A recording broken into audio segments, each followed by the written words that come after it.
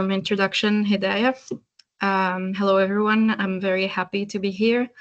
It has been so exciting to see that the Algerian startup ecosystem has been thriving. So I'm so glad to be invited to talk in this event. Give me a second. I need to share my screen. Okay. Do you see my screen?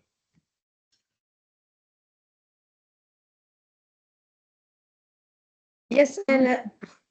Yeah. Okay. Then I can put it on full screen. Okay, so hello everyone. My name is Ella, and I am a 28-year-old, 27. Oh my God, I gave myself one more year. Anyways, 27 years old, Algerian, but I've never lived in Algeria. You can call me a diaspora Algerian. I'm currently residing in Finland and currently the chairperson of Helsinki Company ry, which is an entrepreneurship society in Finland. We operate mainly in the University of Helsinki in different campuses, but I will tell more during the presentation. So in my presentation, I wanted to cover a couple of topics. Mostly it's going to be about my personal journey as an entrepreneur and how I got to where I am right now. And then I will speak about some lessons I've learned, and then about the ecosystem here in Finland. And perhaps we will have a short Q&A towards the end if we had some time. So I made this timeline for you, and it has some pictures from my life, starting from, well, that picture is not from 1998. I look a bit older than I was when I was 0. But yes, so I'm from Algeria. I was born in Oman, and then I spent 21 years of my life in the Gulf, and then I did my bachelor's degree in medical laboratory sciences at the University of Kuwait. I was mostly focusing on microbiology, and keep in mind, all this time I had no idea that I wanted to enter the entrepreneurship world. I was very research oriented. I just wanted to do research or work in a company where I actually do research or do a PhD. So yeah, that was my focus, which is why I was applying for universities abroad to continue with my undergrad studies. And then I got accepted to few universities in Finland, and then I decided to go to University of Turku. So I moved to Finland in 2019, and I started my master's degree in biomedical imaging, and I still continue to focus on microbiology alongside biomedical imaging. And in the meantime, I was still you could always find me in positions where I would be on the spotlight, kind of always in these leadership roles. I was in the biomedical imaging steering committee. I was in the board of biomedical sciences in the university. I was always interested in being part of projects unconsciously, without even knowing that this is something that I can actually do. And then after graduation, I started.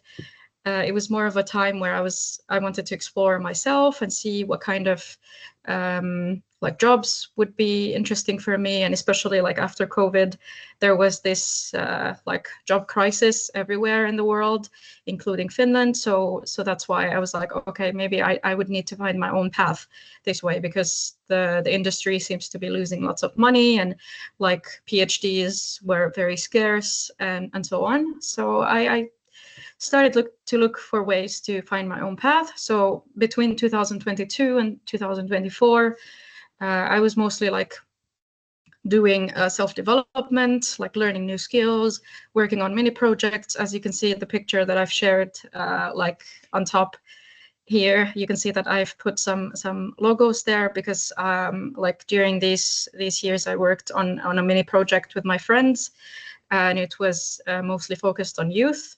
And we got some grants from the European Solidarity Corps and Kansansivistysrahasto.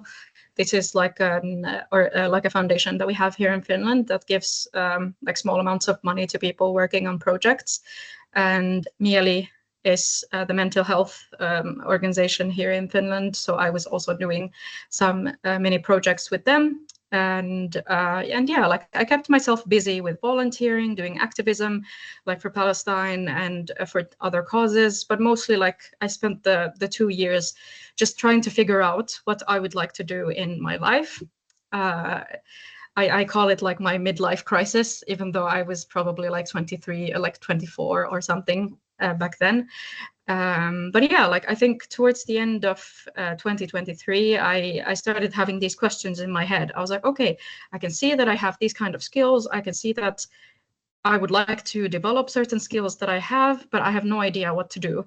So I started doing my own research, and that's when like I landed on the university's website, where I saw this pre-incubator called Pathways. I was like, well, I have nothing to lose. I have the time, so why not apply? So I applied in February 2024. And I remember the first day, like it was at the beginning of February, I went to the university to attend the first workshop in this pre-incubator. And then it kind of hit me that I think these are my people, because I was surrounded by a bunch of researchers or students or like just people interested in something called entrepreneurship, who had lots of skills but didn't know where to put it, and had lots of ideas but didn't know where to put it. So I was like, okay, like finally I'm in the right space. So like this only has briefly what has happened in the past 2 years. So it says 2024. This is supposed to be 2025.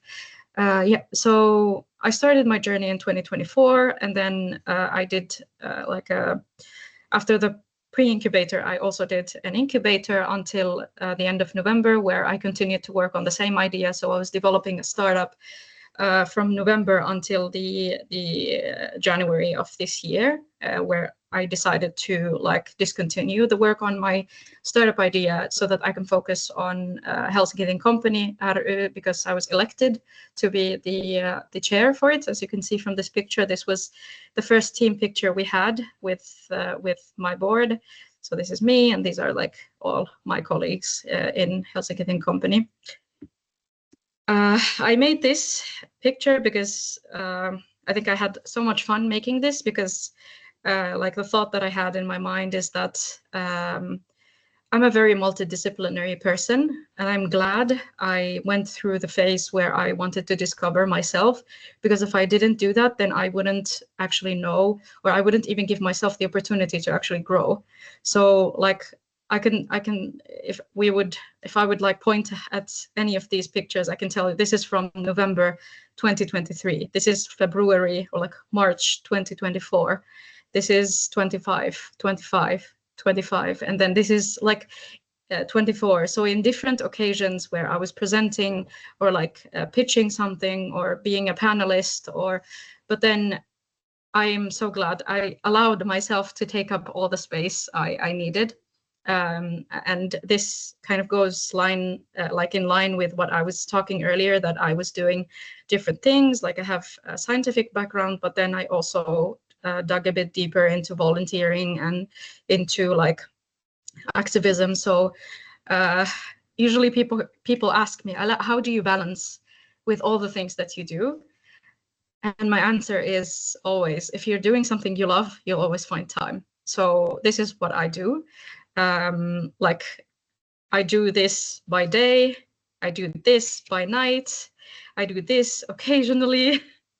I go pitch, I go travel to different countries so that I can learn from their experiences. So I never stop myself from learning new skills. I didn't really put lots of information about my startup, but I can briefly say during the process of developing my startup, I developed it to pre-seed stage. And it was a very eye-opening experience because I learned so much. I felt like I learned enough for a couple of degrees in only like 8-9 months. And I feel like that's the thing with entrepreneurship. You basically have to wear multiple hats when you are working on a startup, and you have to have a really good team. So I'm thankful that I had a really good team back then, but then my commitments kind of made me have to like put the startup on the side, and then like focus on what I have in hand. But then like I don't really regret that decision, because Helsinki Think Company has given me like things I wouldn't have gotten in other spaces. I can at least say what I have learned from my entrepreneurship journey. So like if we go one by one, you can see like this first one, the audience is on your side. So I can tell the story behind this and then explain why I put it there. So in my final pitch in November 2024, I went on stage and I was in front of 3 judges, one of them from FIBAN, which is the Finnish angel investors like network, and then one of them was an angel investor from Business Finland, if I'm not mistaken, and then some other, I don't remember exactly where they were from, like probably from another VC firm. So I just stood there in front of them, and I felt confident to present in front of them. But then at some point I started talking, started pitching, and then I just froze. I completely froze. I couldn't even talk. And they just looked at me and they were like, Ala, take a deep breath. We're on your side. Don't worry. Just take a deep breath. It's fine. So I stood like that. I looked at them. I actually saw footage of this, like the whole presentation. So I looked at them and I said, okay, give me a second. I turned, I gave myself a mini pep talk, and like I took a deep breath and then turned back again and then started pitching. And they said that they were so impressed by the switch of how I froze and then how I like quickly switched to this very confident person right in front of them and like pitched so well and managed to pitch in time, because it was a 3 minutes pitch. When the Q&A started, the judges were like telling me how they were impressed and so on. And then they told me that always remember that when you're pitching, the audience is on your side. Like you don't have to be scared. You don't have to like panic and be like, oh my God, I'm not going to do well. But just think that the people in the crowd and the judges are rooting for you. They want you to do well. They want you to do great. So I think this is the mentality that I usually have on my mind at this point. Like a year ago, I wouldn't say the same thing, but now I think I'm way more confident when I stand in front of a crowd and have to speak anything. And then I could jump to the next one. So if you're not passionate enough about the problem, you will probably not succeed. So this is also something that I have learned from my own experience. The startup idea that I was developing was very interesting. It had high growth rate. It had like, if I continued with it, I was told that it could break the market, but I decided not to continue. And the reason was I wasn't passionate enough about it, even though it was very interesting and it was something that I chose myself, but it felt like I had to study a whole field that I have no experience in. And I felt like I had to do more research than I thought I would do. So I decided not to continue. And this is not only my experience. I think this is the experience of many people, that they would usually fall in love with the solution and not the problem. And when you fall in love with the solution, you usually end up being disappointed because the idea is going to change. Once you start doing like a market research and you start interviewing people or researching something, the idea is really going to change from the initial idea you had in your mind. So you will either feel horrible because, well, the solution has to change, or you're in love with the problem that made you create this solution, and then you would just kind of pivot and create something new. So yeah, like you have to be passionate about the problem, because you will face lots of hurdles along the way. And if you're not passionate enough, then you will give up quite easily. And then about giving up, here's the next. lesson, it's failing is not a bad thing. It's actually a good thing. I remember when I did the pre-incubator that I mentioned at the beginning of this presentation, the mentor, one of the mentors, was saying that it's good to fail. You should fail. And I was like, why is this person telling us to fail? And then he was like, okay, let me explain. So the reasoning behind it is that if you don't fail, you don't know that you're doing something wrong. It's possible that lots of people in the startup ecosystem would succeed out of luck. I don't know if you've heard something called dumb luck. So lots of people would succeed because of dumb luck, and they never actually failed or never had to redo things from the very beginning. And then along the way, they fail very late in their process that it breaks them. So that's why it's good to fail at the very beginning and to make mistakes at the very beginning, because that's when you actually learn. And then once you work on another startup or another idea, you actually don't repeat the same mistakes. So I think this kind of shifted my own mindset in terms of like the term failing, because right now I never look at failure as something bad. I always look at it as an opportunity to actually learn something. So, and then this is something that I actually covered when I was talking about this. So this is the next point. So ideas change during the process of building a startup is actually part of the process. So lots of people would think that, like I mentioned earlier, that your idea that you first started with is going to still be the same at the very end, or still be the same when you are launching your MVP. But that's not true. Throughout the process, like if you are at early ideation stage and you are developing something or you are doing your research, there's a huge possibility that the idea is going to change.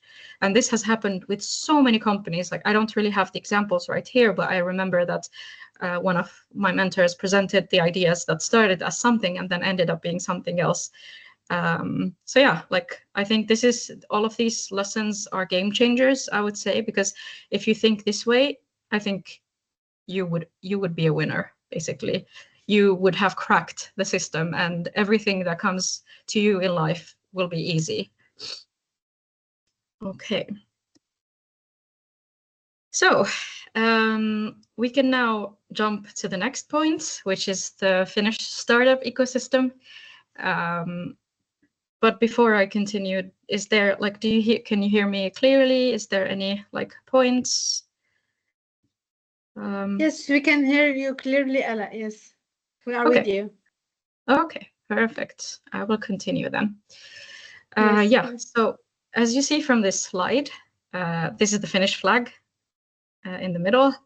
And I've added some random pictures that represent Finland. So if you can see here, there's two people in the sauna. The sauna is actually like our kind of signature place that people like to go to. Every single building here in Finland has a sauna, and there isn't any Finn who doesn't even go to the sauna like at least once a week. And you can see birch, because this is also a famous Finnish plant. And you can see like I also put some famous like ecosystem events that happen in Finland, like Arctic 15, which is a forum or like a conference for tech-based startups. And then you have Slush, which is the biggest event or like a biggest conference for investors, and usually startups love going there. I've been to Slush last year, and it was quite interesting to see how it's been built and to see like all the startups in different stages of their career, and also to see like I think the most interesting part of Slush was the Slush 100, which is a competition that they have. So they have 100 competitors who compete for the grand prize of 1 million investment, 1 million euros investment. And but then the 100 don't compete during Slush, but it happens throughout a couple of weeks. And then towards the end of Slush, they get to pitch on the stage of Slush. Like I think it was like 3 or 4 people had to pitch on the stage. So it was quite interesting to see, like I was comparing also to myself, to my own pitch and the pitch of the person who was standing on stage, and it was quite like impressive to see how collected and how confident and how like he just believed in his idea, that the words were just flowing out of his mouth. So I think that's kind of the presentation skills that I aspire to have in the future. And yeah, like I think if you have a smartphone, I'm 100% sure that you know Angry Bird. The company Rovio is a Finnish company, so it started here. And if you're a gamer, then you probably know Supercell, or at least know Clash of Clans. You've played it maybe once or twice in your life. So yeah, Supercell is also a Finnish company. And then I've also added a picture of Maria01, which is like the main startup hub that we have in Finland, and it's located in the heart of Helsinki, literally. It's quite big and really beautiful to see.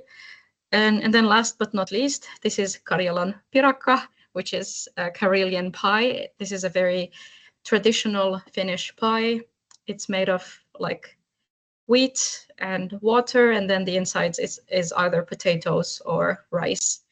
But yes, this is not the topic of my talk. I want to talk more about the startup ecosystem, but this was just an explanation of the pictures that I put here so that you don't get confused as to why I added some random pictures to my presentation.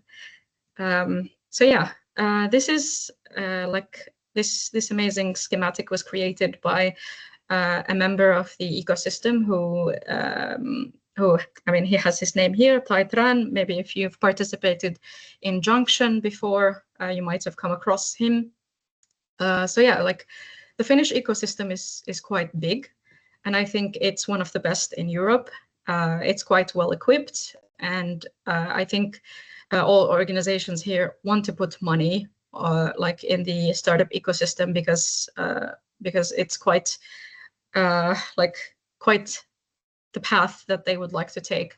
So as you can see, like we have incubators and accelerators, startup ecosystem at Aalto, there's this one, events and hackathons, student entrepreneurship societies, communities and associations, startup hubs and spaces, public funding, public development, private funding.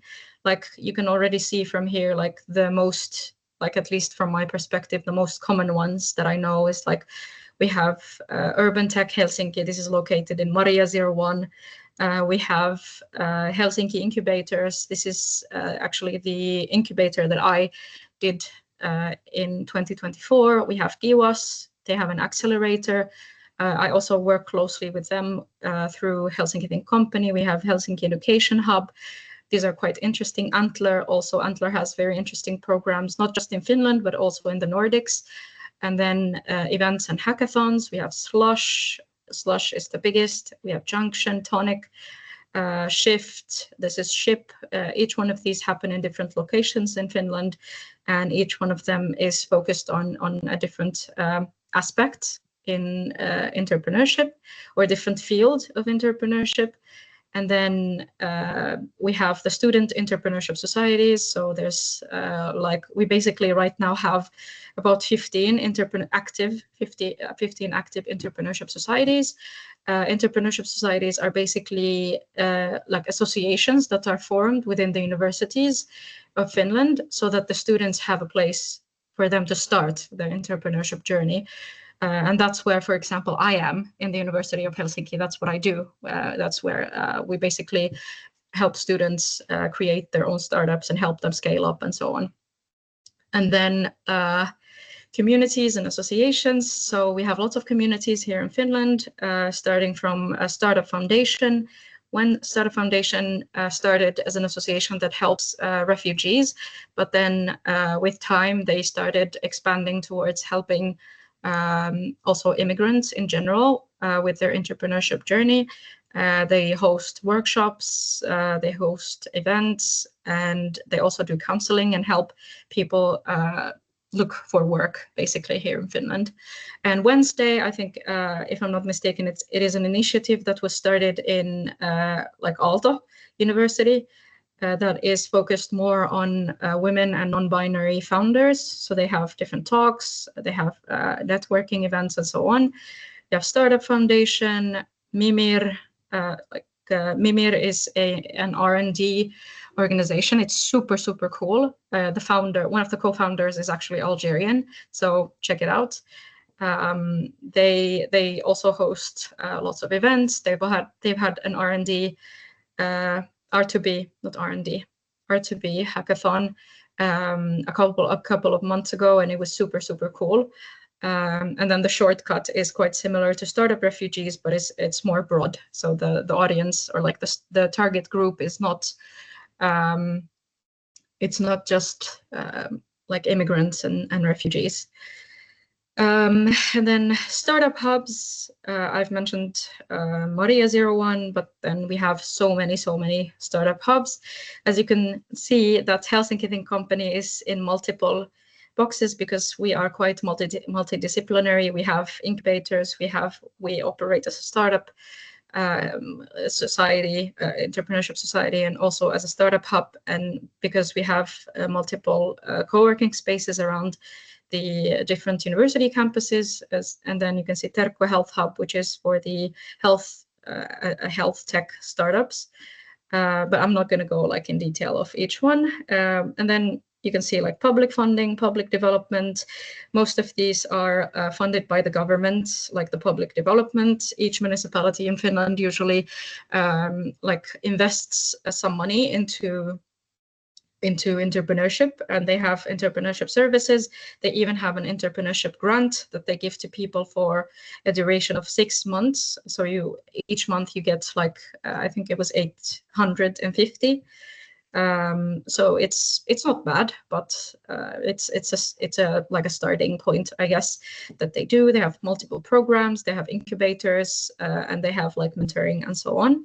And then the private funding, as in like venture capital offices or family offices and so on. Many of these are like Finnish VCs who are always like supporting the startup ecosystem here in Finland. Okay, and then I can move on a bit to the entrepreneurship societies. I'm not sure if this is a concept that is available in Algeria, but I know for a fact that it's not like very common in Europe, but this is something that we are trying to internationalize, because we realized from the success that it has done in Finland that it is actually quite integral to have something like this in your universities that would help students like get into entrepreneurship and learn about what they can actually do. So I can tell briefly about the history of entrepreneurship societies in Finland. So the story is that back in 2018, like people were not really interested in entrepreneurship. It was not something that you hear quite often. But then apparently there was this lecture that a professor was giving, and they were asking the attendees if they would like want to become entrepreneurs at some point. And out of 600 people, only 3 raised their hands. I think if we do this right now, if we do this kind of verbal survey right now, the results would be very different. But back then, only 3 people raised their hands.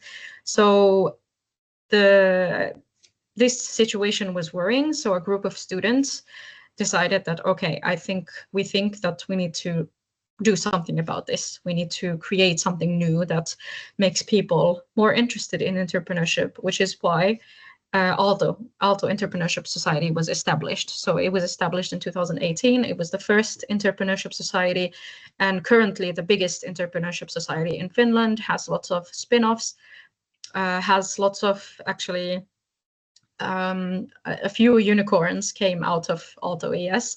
So I can say for a fact that what they did succeeded like 1000% at this point. At the moment, they're the ones like Junction is actually a spin-off from Aalto ES, and many like Wednesday and so on. All of these initiatives that started from Aalto-ES and then had to branch out because they became too big. And I took this from the Startup Foundation impact report. So this is a bit of an old statistic, but I can say which statistic has changed or not. But yeah, so at the moment there are 17 ESs that are operational. As far as I heard, 2 of them closed down this year, but they're trying to be revived by the municipalities. And the ES board members, we have 94, the volunteers, more than 200. And I would say that in Helsinki Think Company, since our community is quite big, we have the possibility to get even more volunteers if we need to. We've had 25 companies plus 25 companies founded through ES activities. And this statistic is based on the companies that were founded and are still running. So, but then there has been way more startups founded by ESs. You can find more information about this in Startup Foundation's website. They have a page that is dedicated to entrepreneurship societies and all the work that they do. And yeah, it's quite nice to see how entrepreneurship societies are quite spread out. It's unfortunate that we don't have entrepreneurship societies towards the north, but usually people travel to the south, to Helsinki region, to actually attend events related to entrepreneurship, and we try to involve everyone into all the events that we do. And then, since we've been talking about ESs, we can jump to my ES. So yeah, this is our slogan. So for students by students, and we also have the do mentality. As you can see, this was a team picture I took with a team that I have on a project that we're working on. I can tell about it later on. Yes. So Helsinki Think Company is the entrepreneurship society of the University of Helsinki. So basically in the heart of Helsinki, we have 4 co-working spaces in different university campuses. So we are located in the close to the Faculty of Medicine, and we are located also close to the Faculty of Sciences, like physics, chemistry, and so on, and then also in the humanities, and then the last one in the natural sciences, like what is it, like plant? I'm not sure what it's called. It somehow slipped my mind, but I will remember later. And we are mostly funded by some private foundations, in addition to the University of Helsinki and the City of Helsinki. The municipality has been a huge supporter of our work, in addition to the university. Helsinki Think Company was founded in 2013, so a few years after Aalto-ES. But then the work that we do is a bit different than Aalto-ES, since Aalto-ES is more focused on tech-based startups and also scale-ups. So they always like to focus more on entrepreneurship that would lead to quick growth. But in Helsinki Think Company, our focus is mostly on impact entrepreneurship rather than growth entrepreneurship. Most of our entrepreneurs who come are either in social entrepreneurship or arts, or something that is not something that they wouldn't go to Aalto to actually develop, since in Aalto at the moment it has become more of a space for people who are a bit advanced in their entrepreneurship journey, because of how much they have developed in the past few years. But yeah, so on our side, we're mostly social entrepreneurship, and impact entrepreneurship, and also what is it called? I forgot the word. It slipped my mind. And yeah, early stage entrepreneurs, so people just starting with their career. So this is why we have different services that allow people to come and learn about what is happening in the entrepreneurship ecosystem in a very low threshold environment, because usually when you look at the startup ecosystem, it's quite intimidating. But then you usually need a space where you can come to that is less intimidating, where you can actually learn about how to develop your own thing. And I think in the past, like if Helsinki Company was founded in 2013 and now it's 2025, I believe that we have succeeded in like creating this space for people, and we have like successful entrepreneurs who have successful companies who have come out from our ecosystem. So in Helsinki Company, we've had many people come to our spaces. We have people come to our spaces on a daily basis because we are usually open until 8 p.m. So from the early morning until 8 p.m. they come and work, and we provide coffee and so on. So people usually come. We host like different kinds of co-working events, for example, or do Wednesdays where people come and just get things done in a time span. And we've hosted like so many events, like 500 events is an understatement. We usually have about 200 events average every year. At the moment, we are a bit close to 200, I would say. But this is an old statistic, so I couldn't find the new one. So, but yeah, for next time, inshallah. And yeah, like fortunately, we have 95 alumni companies operating right now from Helsinki Company. And these are our partners. Many of these, as you can see, are Finnish companies. So there's the university, the municipality. Fazer is like the kind of the biggest chocolate producer in Finland.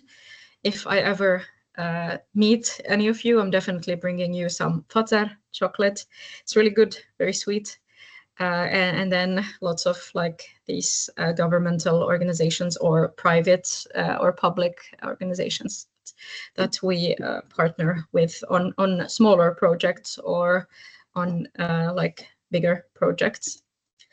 And in Helsinki Company, we have like long programs like competitions or incubators, or like longer programs like Hellseed, for example, which is a series of workshops that is followed by like an application for a funding from the university, which is equal to 50,000 euros.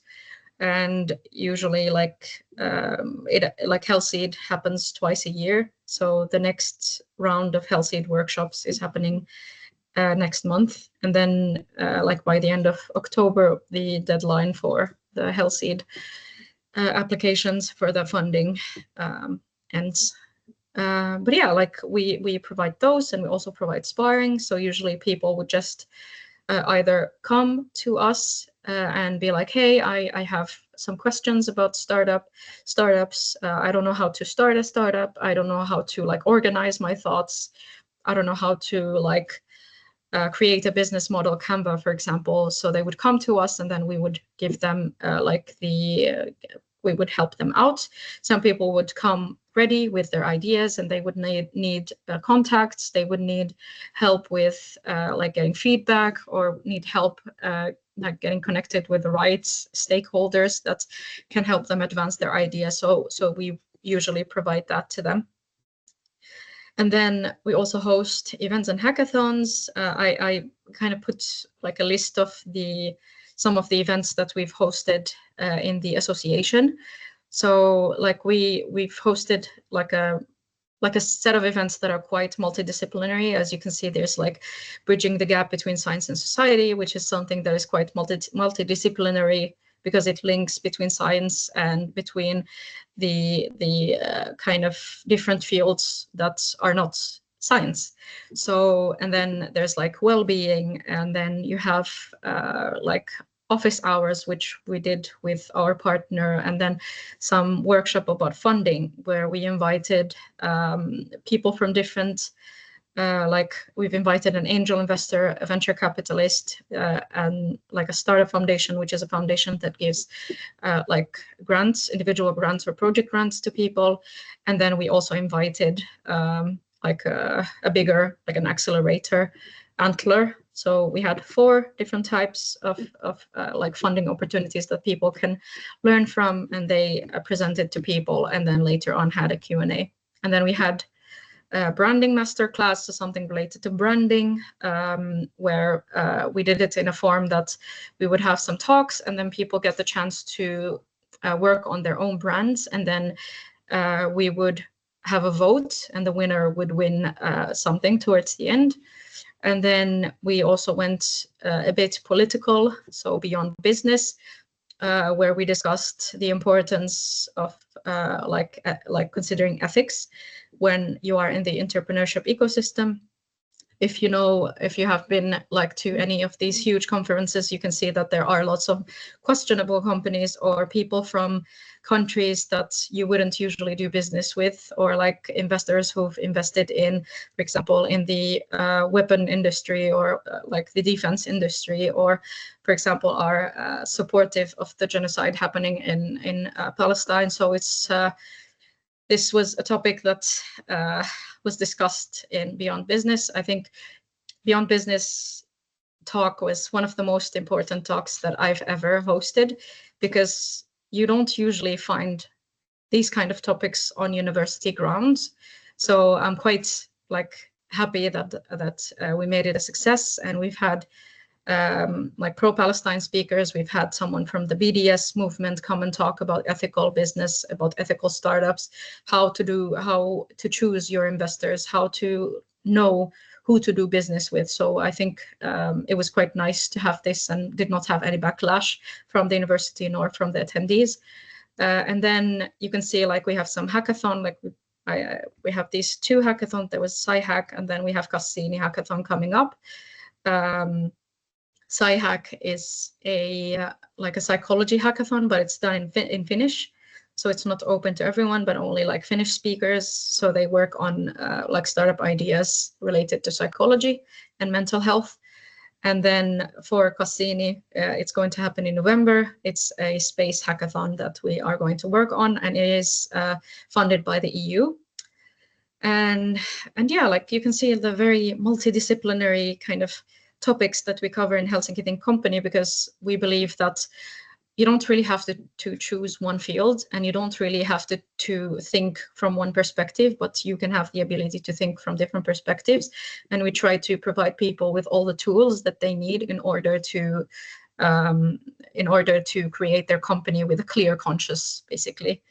And then last but not least, this is basically my baby, Splash. Splash is something that I have been developing personally in Helsinki Think Company. It is a project that when I was elected as chair, I told them that I have this idea of getting all the entrepreneurship societies in Finland in one place, because I thought that it was so weird that we don't even have one event that brings all of us all together. So I started brainstorming, and then in March, I was able to pitch it in front of entrepreneurship societies, because we had an icebreaker with some board members from different universities, and people voted for making this happen. And yeah, like I can tell you that it succeeded like really, really well, that it's going to happen this Saturday. We received 2 grants, and 2 grants for this, one from Startup Foundation and one from Yksityisen Yrittäjän Säätiö, which is the foundation of entrepreneurs here in Finland. And we've received a few sponsorships from different stakeholders, including the University of Helsinki, to make this happen. The forum is basically focused on students only and early stage entrepreneurs. And we wanted to bring together like the entrepreneurs kind of, or the entrepreneurship societies all together from all around Finland in one space. And why I wanted to make this happen, and why this is more like different from the conferences that I've mentioned before, is because all the conferences that I mentioned before do not focus on students, first of all, and do not focus on early stage entrepreneurs. All of those usually focus on people who are a bit advanced in their careers, so people who have gone through at least 1 or 2 seed rounds, and usually people who are like already advanced in their career and are able to actually sit with VCs and have discussions with them about investments and so on. But then there isn't a space where people who are a bit early in their entrepreneurship journey, a bit not in ideation stage, but in like prototyping, when you're creating a prototype, or pre-MVP or MVP stage, there isn't a place where people can actually go and like listen to talks. And usually what happens is that in these big conferences, the people who are in their early stage of their entrepreneurship journey would end up going to those places as volunteers. So they don't, when you go there as a volunteer, you don't really get the chance to attend the talks, you don't get the chance to attend the workshops. So you don't really have the opportunity, or like an equal opportunity to all the attendees. So you don't really get the full experience of being in a forum or in a conference. So I thought that, well, how about we create something for those people specifically? And yeah, like we managed to make it. And like, this is why Splash, so to lower the threshold for entrepreneurship. So this is something that also aligns with what we do at Helsinki Think Company. So we wanted to lower the threshold. We wanted to create a space where everyone is welcome, and the focus is on the students and the early stage entrepreneurs, instead of it being only on the the bigger startups or the bigger companies or the bigger names, because those always get the platform. Those always get opportunities, but then the younger ones don't usually get the opportunities, which is why they end up failing, for example, with their startup. But then when you create something like this and you lower the threshold, you end up having more startups, and it kind of also aligns with like Finland's vision to grow the ecosystem and to have more startups come out of Finland and potentially have more unicorns come out of Finland. And yeah, like the other point is to strengthen the connectivity between entrepreneurship societies and entrepreneurship communities, because what I noticed is that the entrepreneurship societies have different emphasis. So each entrepreneurship society usually focuses on a different field or a different way of thinking, and has their own networks and so on. So I thought that why not create a full network of all of us all together doing stuff together, instead of us being shattered in different cities. Like Finland is quite big. Finland is almost as big as Algeria, but then it has 5 million people. So it's not so much, it's not so many people. So why not do stuff together? And yeah, like bringing people together and basically like creating a space that is like more welcome to everyone. I didn't put the full program. I just wanted to like put some of the program to give you an idea. So I didn't put the hall B, because that one had the more early stage topics.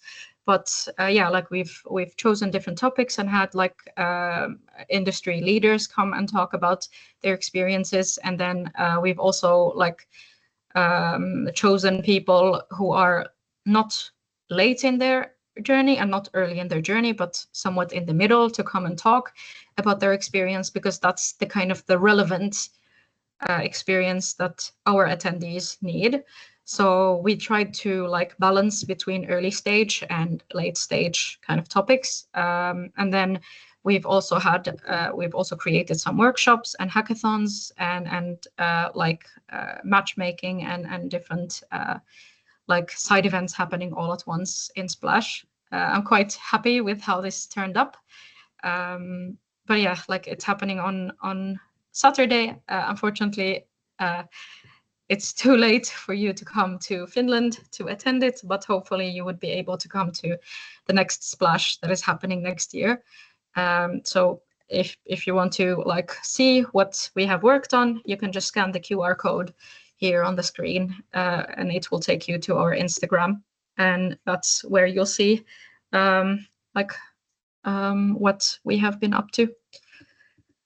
And then last but not least, I also wanted to talk about the Think Company fund that we have in Helsinki Think Company. So the Think Fund is a small grant that we give to early stage entrepreneurs when they're starting their career. it's usually a 2,500 euros grant to people. So it's it's not much, but it is something that someone can kickstart their entrepreneurship journey with. Usually, if you're doing market research, or if you're doing like creating your MVP and so on, you would need some cash. And if you need access to some softwares and so on, 2,500 is more than enough to do it. The next round for Think Fund is I'm thinking that we would open it in 2 weeks from now, and then we will close it at the beginning of October, and then we will host a pitching competition for the companies that were successful in the first round, and then choose the ones who get the grant. So yeah, this is. But then just a quick note is that you need to be part of the Helsinki Think company community, but it's not a big deal. You just have to go into our website and join the community. It's for free. So, and then once you register, you would get access to our newsletter and get all information about upcoming events that are happening in our university. Yeah, so this is my presentation. Thank you so much for having me. I tried to cover different topics from my own experience, and then to the lessons learned, and then to the ecosystem, and then specifically about where I work at the moment. So I know it's like lots of information, but yeah, like right now, I would be open to receiving questions from the audience. And yeah, and quick note, there's the QR code to my LinkedIn if you want to stay connected to me, and if you ever want to have a chat, I'm always open to having a chat. I love it when people who are learning or like working on their startups are always eager to network and get to know people outside their kind of comfort zone, and I'm always happy to answer your questions. Yeah. Okay, thank you so much, Ala, for this inspiring session. Your talk was truly filled with hope and positive energy, especially when you spoke about finding yourself. I think many of us could relate, especially in our 20s. I think when we often feel lost and unsure about the right direction and what we need to do. But we reminded us that with the right mindset, it's possible to overcome those doubts and move forward with confidence. I think it's all about mindset and how we can do things. I had also like to apologize to our audience because I will take the floor for the first question. I'm really sorry. And please allow me, Ala, to say that I really admire the work you are doing, especially through the programs you're leading to support startups and especially students to foster the entrepreneurial ecosystem. And unfortunately in Finland. So far, my question is, we know that the Finnish startups often aim to international markets from day one. So what do you think are the first practical steps for an Algerian startup should take to design a product with a global scalability in mind? I think in order for a startup from Algeria to move to Finland, or at least to like expand to Finland, you need to have a scalable idea. So that's number one. And then number two, you need to have a team. And I don't know, like if you can, I can show quickly, like from my slides here. So we have here, like, where is it? Should be, there it is. Business Finland is like usually focused on like startups that come from abroad, and they support startups that are scalable, first of all, and second of all, they can become international, so they can go to expand to different countries. But then the main requirement is that it is like you have a team, and then it has to be at a certain level or a certain stage. Like you can't really go to them with an idea only. You need to be like at least have an MVP in order to go, and you have like something to show them. There's also one option that there's this one like opportunity called tempo funding, which is like if you ask Business Helsinki for, let's say, 30,000 euros, you also need to fund your project with 30,000 euros. So it has to be like almost like a 50-50 chance. So this is something that someone from Algeria can do, or at least if they could find like a local investor and then go outside to do the expansion in Finland, for example. I believe that they're quite supportive of international projects. I don't really know much about the processes in Business Finland, but I know for a fact I've met multiple people who have come to Finland through Business Finland in order to expand their companies. I can even like give a name of someone who has done it. He's a Palestinian entrepreneur who came to Finland a few years ago to work on his startup. His name is like, maybe you can look him up on LinkedIn. I'll write it in the chat. This is his name. He came here through Business Finland, and I know for a fact there was also someone who did who was in Helsinki incubators who also did the same thing, who came to Finland from Iran to work on his project. But then in Iran he already had like the MVP and was like in already creating. I think he had like even a patent at that point for his project, and then he came here with his team.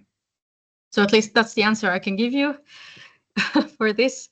I wish I knew more about this topic, but unfortunately, this is the information I have now. But I can look into it if there's something else. Thank you so much. You're welcome. Yes, this is very insightful. Thank you so much. So do we have questions here? Anybody want to ask questions? I saw in the chat actually some questions, so maybe I can check. I think that I heard someone. Yes, we have a question from Nisreen. She asked, what are the most strategic sectors in Finland? Is there many focus on startup usually you are observing? And she has another question. If you wanna, you can answer both on the same time, or you can answer one by one. Yeah, I can go one by one. Yeah. Okay. Yeah. How much time do we have? Like, is it until? Feel free. There's no limited time. Okay, perfect. So what are the most strategic sectors in Finland? Is there any main focus of startups usually you are observing? I think it's quite like wide. At the moment, I can say that because of the unemployment crisis, there's like startups or like companies created left and right in all sectors. There's no like one preferred sector, but I can see that, for example, the ones that succeed are usually like right now there's this like trend of defense startups, and those are getting usually lots of spotlight. And I've also noticed green energy, so, and also like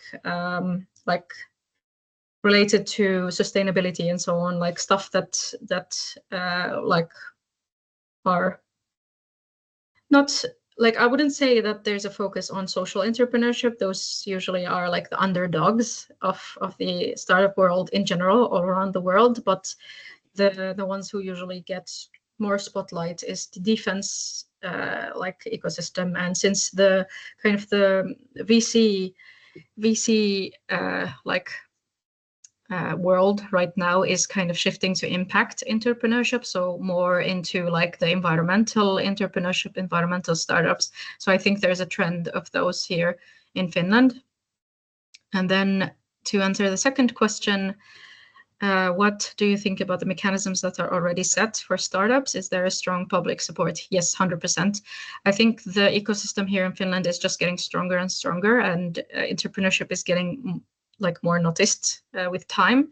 And I think the only thing that we are weak at is collaboration. I think, and this has to do with like the Finnish mentality, to be honest, because Finnish people are very reserved and very also like very what is the word?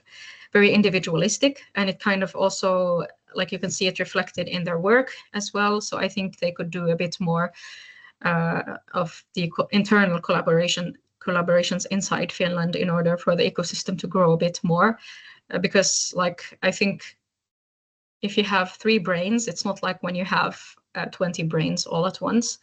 And 3 brains plus the networks of these 3 brains in comparison to the networks that the 20 other brains have is going to be huge. So I believe that this is something that we can strengthen, but otherwise I think our ecosystem is quite strong. Like you can see from this slide itself that we have like from public to private sector, like, and from universities, even schools at the moment started having like programs for entrepreneurship. We had one course planned, like Helsinki company with one school, with one high school, to host an entrepreneurship course to high schoolers. So I think we're just basically expanding the ecosystem and finding new ways to get more startups to be created, especially student startups, because that's the ultimate goal of Startup Foundation, that we want to have more student startups by 2050. We want to have bigger startups, like scale-ups, by 2050 as well. So in order to do that, you need to kind of like put the seed of entrepreneurship into people's brains when they are growing, so that they realize that it is actually a path that they can take. Because I know for a fact that many people don't know that entrepreneurship is actually a path you can take. So that's like the answer I have for this question. And then yeah, thank you, Ala. We have a question from Siham. She asked, do you have to be in Finland to join this community? I think we have already answered these questions. I mean, you have, if you want, if you have addition, Ala, you can add it. Yeah, no, I don't think you need to be in Finland in order to join the Helsinki Think Company community. Like if you want to get news about the ecosystem itself, you can always register to any entrepreneurship societies, community, because it's for free in all universities, because they're all, not all, but most of them are non-profits. So we don't really ask people for money, and everyone is welcome to join. And then there's like another question. Hello, I am Salem Hamdi, founder of Digital Scale. I want to know if we have access to perks from the partners. Like, can you elaborate more about that? Like, which partners are you referring to? Can you hear us, Mr. Salem Hamdi?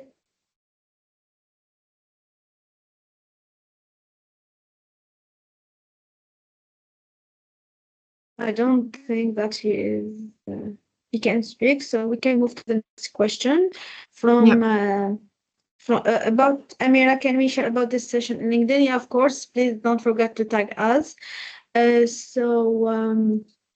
We have a question from Siham. She is a founder of JOSAC.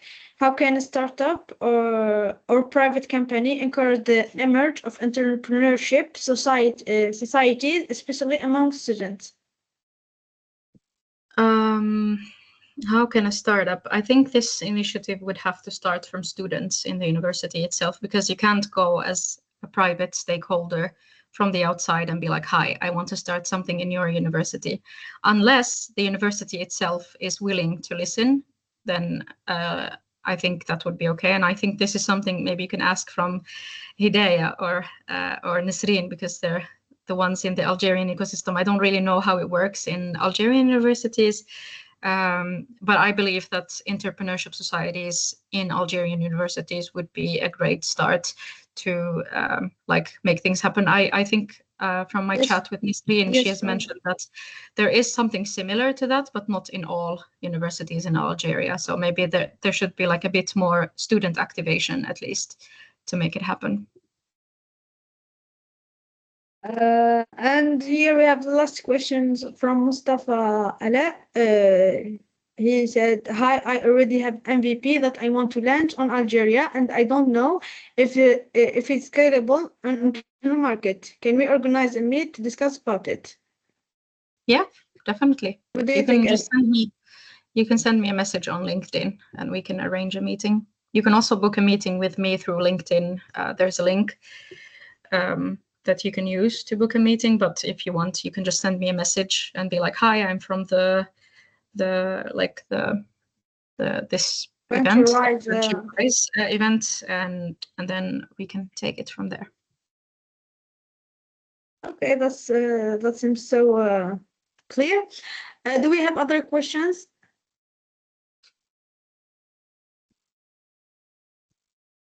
You're welcome. Yeah, great. If we don't have other questions, I want to say thank you, Ella, for your presentation, your insightful answers, and also the insightful information you share with us about the Finland ecosystem.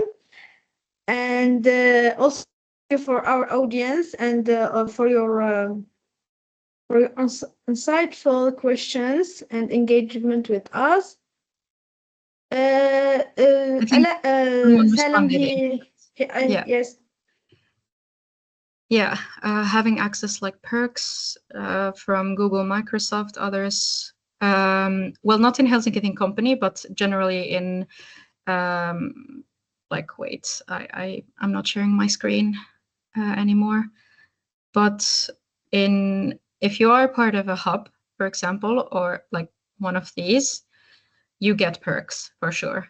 Like I know for a fact, people, because Helsinki Think Company has our second branch is Terkko Health Hub for health tech startups. So the perks we have for our startups that kind of are in-house, they have their offices in our hub, usually get discounts and get access to certain services that we purchase for them.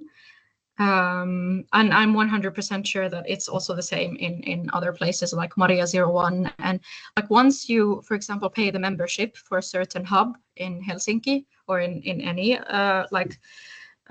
one of those hubs around Finland, you usually get get perks with it.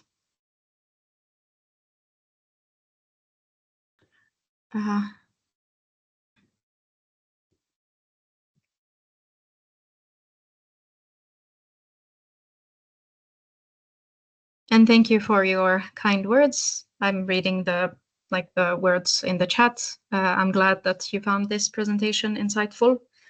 And yeah, just send me a LinkedIn request and then we can talk if you want.